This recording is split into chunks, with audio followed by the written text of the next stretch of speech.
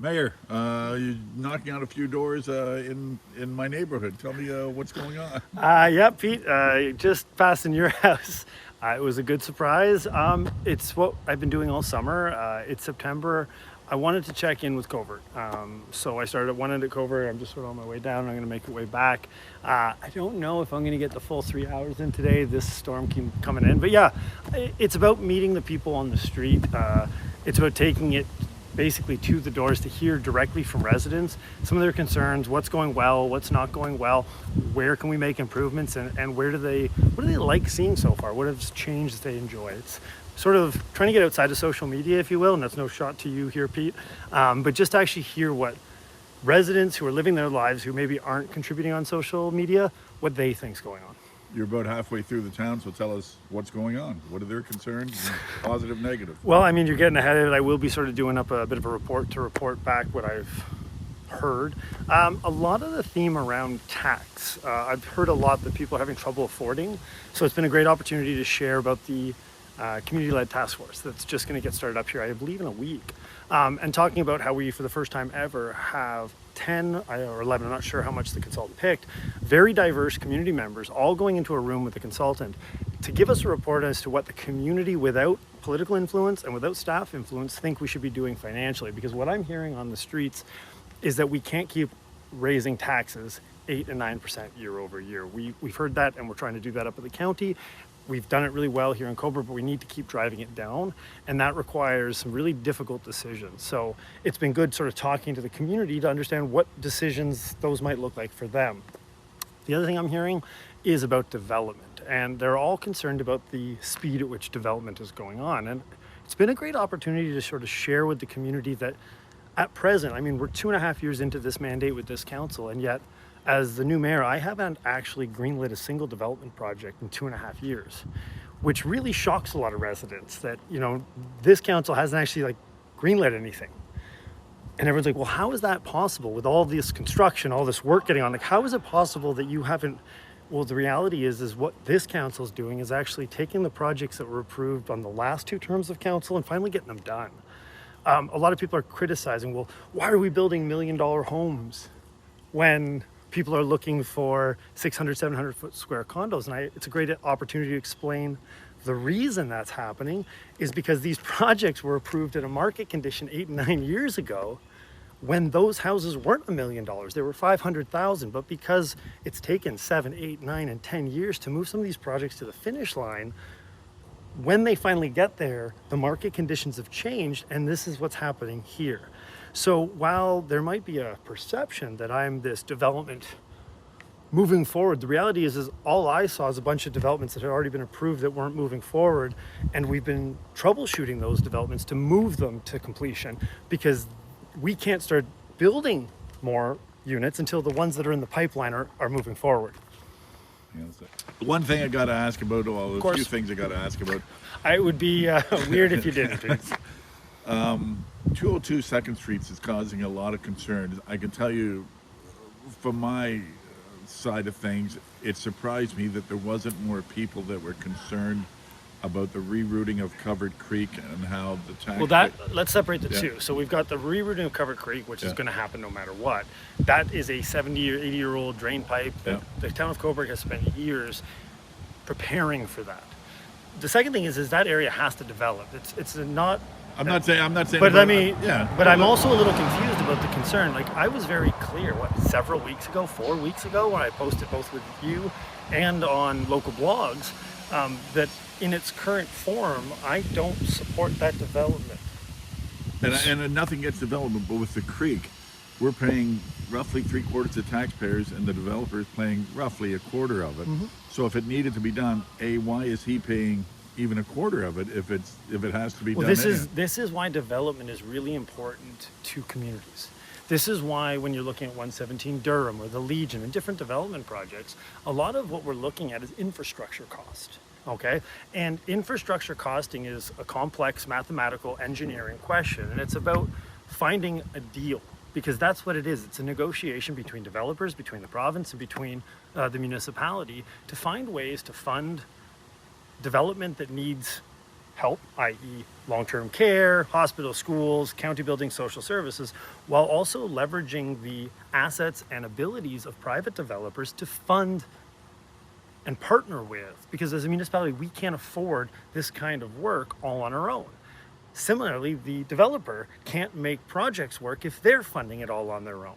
And so it's through partnerships with developers that we actually develop in an economically appropriate way, both slowly and both in a way that makes sense for the town and the tax base, mitigating risk for them, but also creating opportunity for developers because they're also taking major risks. So in terms of the development on 2nd Street, I never like to give comment before, and I stated that in my public statement.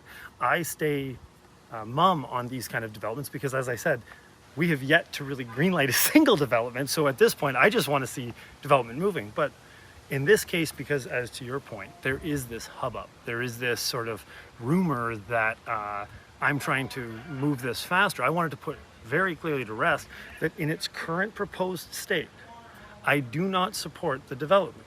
I do support development on that piece of property. It's not ours to choose whether it can or it can't to develop. But again, Pete, and we're about to rain, and now my door knocking has been cut short. Well, what about, and as I say, just quickly, what about, did the creek need to be done? Like, as you say that, like, and as I say, I've never heard a whim about it, and maybe I've missed it over the years, but I mean, did it need to be done? All of our infrastructure always needs to be replaced, Pete, and it's a matter of priority and timing. The reality is I won't get into all the engineering specifics as we're sitting in the rain, but that creek is very, very important as a #1 tributary through our town. If we lost that creek, the flooding in the town, when you start projecting it back, is insane and incredible. And so we've been waiting for an opportunity to move forward to mitigate this risk, and it has to be in a way that works both for developers and the town equally. We've moved underneath a tree for the time Won't being. let me, I just want to be pointed out, ladies and gentlemen, he won't let me go back to door knocking. Go ahead, Pete. They, again, the worries of many are the height and even the heritage area. Like, again, the architect's drawing. Not that I'm anywhere near an architect, but it certainly doesn't look heritage. And for a building that height, it possibly just destroys the view of Victoria Hall, which is the grand old lady of Coburg. It's great thoughts, Pete. I'm not a development expert. I'm not a planner. I'm not an architect. I am not a professional. We employ an entire host of development professionals at the town of Coburg whose judgment and opinions I'm going to rely on. However, my personal opinion at this particular moment in time is as follows. In its current development, in its current form, I do not support the 2nd Street development. And I think it's important to remember that in this town, we run under SMP powers. And so in the current state of its development, the mayor does not support it. In what way don't you? A variety of ways that I'm hoping through consultation with our planning and development team and the developers can come to a place where I do find it. But I'm not going to start saying what should and shouldn't happen, Pete, because again, I'm not a professional. I just know, to your point, there are some serious concerns with the current plan that I don't support. Is it safe to say height and heritage are part of those concerns? It's definitely part of those concerns, Pete. And because you're downtown, it's one of these things. Is there a line drawn in the sand about where a conflict of interest 100%. comes? There's actual meters from it. So if you reside within certain meters of a property, that is illegal. There are very specific terms around conflicts of interests. I'm assuming you're referring to Councillor Bureau, who's declaring a conflict around that property. That's because he's within a certain meter radius. If certain work is going, if there's a committee of adjustment, as council members, it's our own duty individually to find and declare conflicts. And so I always support council who've declared a conflict. But yeah, in this case, while I do live on King Street, I am far enough away from the development to be able to have an opinion. Last question, and thank you for the time. This might be off topic, but it is a concern to, I can say probably 93 people, because they're the ones that I think that have been given tickets. Can't park 11 p.m. to 6 a.m. at the harbor for any reason. If you wanted to pay, you couldn't park. It just seems different that people in the east, west, and north end of the park, if they wanted to go for a summer walk, they couldn't even park in the area of the Coast Guard, at the bottom of Division Street to the marina. You just cannot park there at all overnight, or you'll get, and as many people have, nearly 100 people have got $160 tickets. Isn't that kind of wrong? Pete, I'm not going to say it's right or wrong. What I'll say is this. I've been mayor for just over 2.5 years, and the issues around parking have never ceased. There are as many issues around parking as we can think. We've done a parking study. This staff has been working tirelessly on a report to come back. We are thankful for the concern and for the reports that we're getting back around these issues, because these issues need to be addressed. No one's denying them. But at the end of the day, parking isn't an easy thing to fix, especially one that has been developed sort of piecemeal. We're trying to take a comprehensive look at parking for the entire community. And you can point out a number of different inconsistencies, and why is it only a $40 ticket here and 100? Like, there are, and this is right from the get. This council made this a priority early on. And what we've been doing is all the background and the study and the work, so that as we launch a comprehensive study, we can fix as many of these problems as possible in the update, with full knowledge that there's still going to be problems left unresolved and new problems because of the changes we've made. The only thing that I'm hearing about that, not to go back and forth, but the only thing that I'm hearing about that, on Tremaine Terrace, there are signs there posted because it's the mouth of the Covert Creek. There are signs there posted stating you can't park here from 11 to 6 a.m. Like, there are actual signs.